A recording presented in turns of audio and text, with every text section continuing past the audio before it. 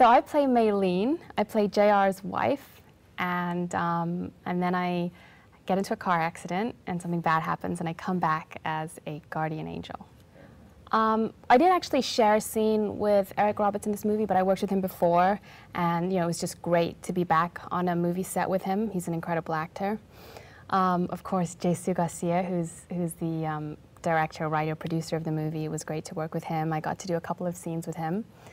And Sally Kirkland. I mean, we had such an amazing cast in this movie. It was, you learn so much from people like Sally and Jesus.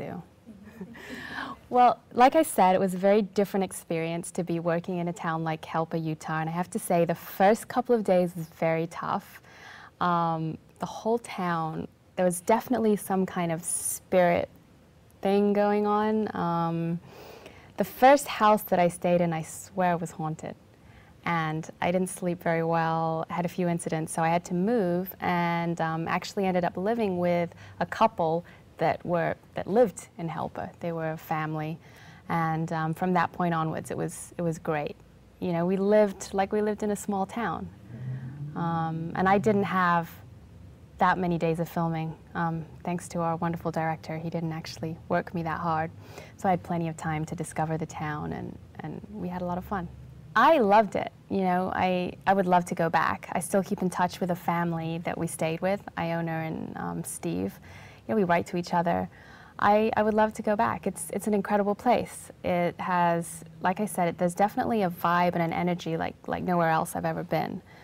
And it's definitely worth visiting. It's a very strange little town.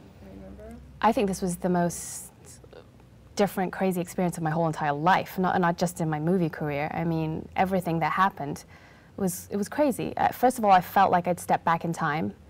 As soon as you get into Utah, you just Helper, Utah, you feel like you're back in, like, I don't know, the 1920s or something.